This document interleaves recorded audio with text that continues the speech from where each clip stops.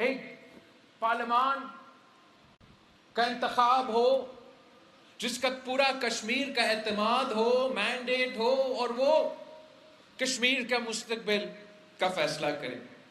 نہ یہ لوگ سچ کمیشن قائم کرنے کے لیے تیار ہے، نہ وہ صاف و شفاف الیکشنز کرنے کے لیے تیار ہے. میں آپ سے پوچھتا ہوں، کیا یہ کشمیر کی تاریخ میں ابھی کبھی ایسا ہوا ہے کہ ایک نہیں، دو نہیں، تین نہیں، 6 مرحلوں میں الیکشنز کیا جائے؟ 6 مرحلوں میں الیکشنز کیا جائے. اگر کشمیر ایک ہے تو الیکشن بھی ایک دن پہ ہونا چاہیے تھا.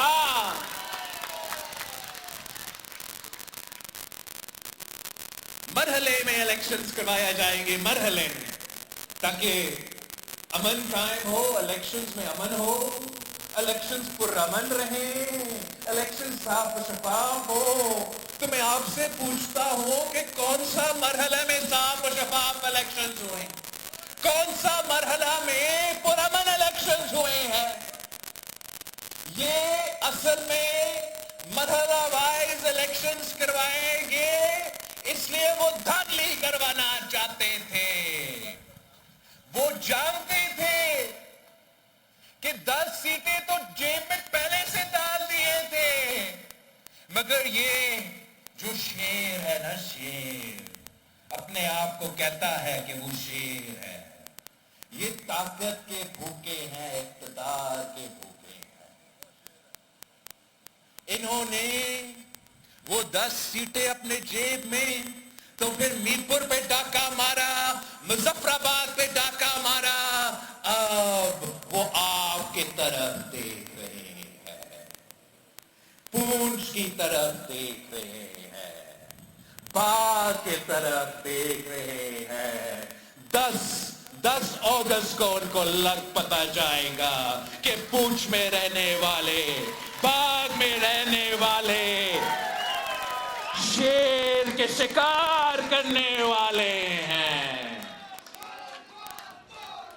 ان کا یہ غلط فہمی ہے، ان کا یہ غلط فہمی ہے کہ آزاد کشمیر میں، مظفر آباد میں ان کا حکومت بننا والا ہے. انتظار کرے، پونچھ کا الیکشنز باقی ہے، بھار کا الیکشن باقی ہے، حویلی کا الیکشن باقی ہے، پلندری کا الیکشن باقی ہے. اب تو آدھا الیکشن رہتا ہے، 11 سیٹیں رہتے ہیں، اور انشاءاللہ تعالی ان نون لیگ والوں کو لگ پتا جائے گا.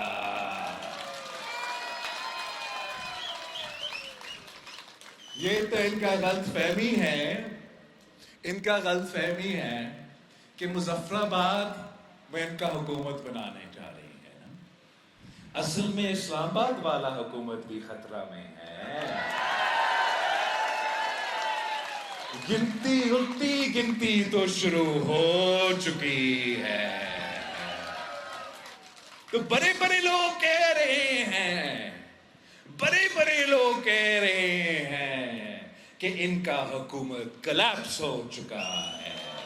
یہ میں نہیں کہہ رہا، نہ ہی میں وزیر اعظم پاکستان پہ کی نیت پہ کوئی شک کرنا چاہتا ہوں. وزیر اعظم پاکستان ایک اچھا آدمی ہے، نیت اس کا صاف ہے، لیکن کرے کیا؟ ان کے ارد گرد کے لوگ، ان کی نیت تو صاف نہیں ہے. یہ جو الٹی گنتی شروع ہو چکی ہے، یہ پاکستان پیپلز پارٹی نے نہیں شروع کیا، یہ ان کے اپنے لوگوں نے شروع کیا. نون لیگ کا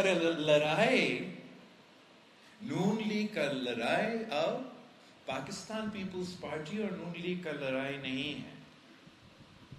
پاکستان پیپلز پارٹی کا اور نون لیگ کا لڑائی تو یہ الیکشن میں ہوگا.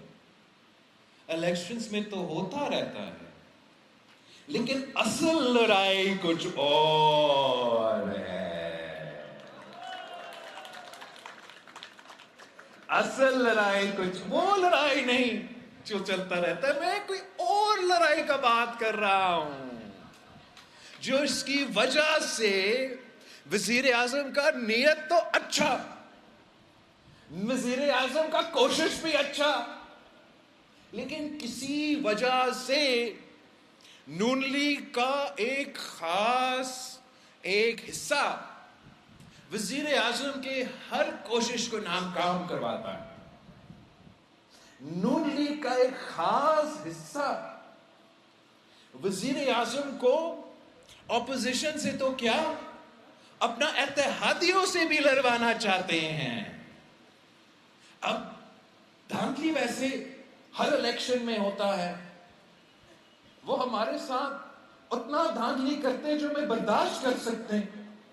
یہ کیا بات ہوا کہ میں آپ کا اتحادی ہوں، میں اسلام آباد میں آپ کے ساتھ بیٹھا ہوں اور مجھ سے جاوید بٹھانوی کا سیٹ چوری کرنے کے لیے میرے کارکن کو شہید کیا جائے، لطیف اکبر کا سیٹ چوری کرنے کے لیے میرے کارکن کو شہید کیا جائے، میرا ایم این اے صلاح الدین جنیجو کو ہاتھ میں گولی لگے، آپ کے ٹریجری بینچز میں بیٹھا ہو اور میرے امیدوار کو، میرے منتخب قومی اسمبلی کو مظفر آباد میں گولی لگے، آزاد کشمیر کا صدر کو اس پہ حملہ ہو۔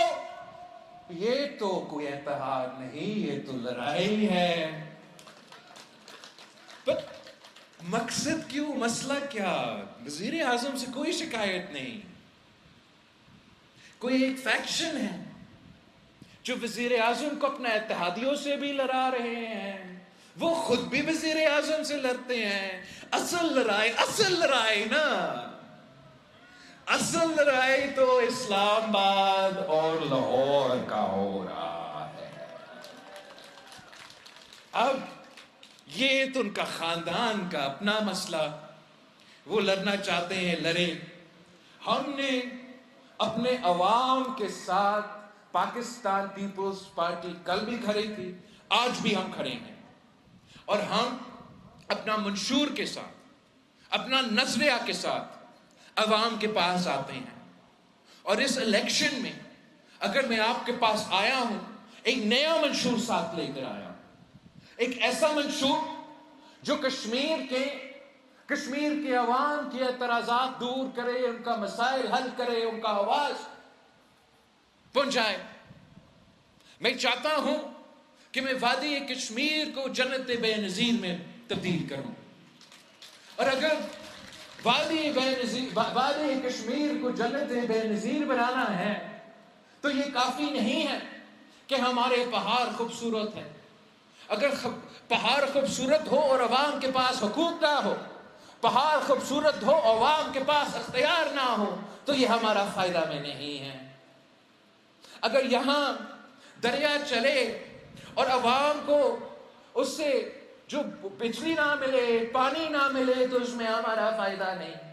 اگر عوام کے پاس حق حاکمیت نہ ہو، حق ملکیت نہ ہو، حق روزگار نہ ہو، تو یہ جنت بے نظیر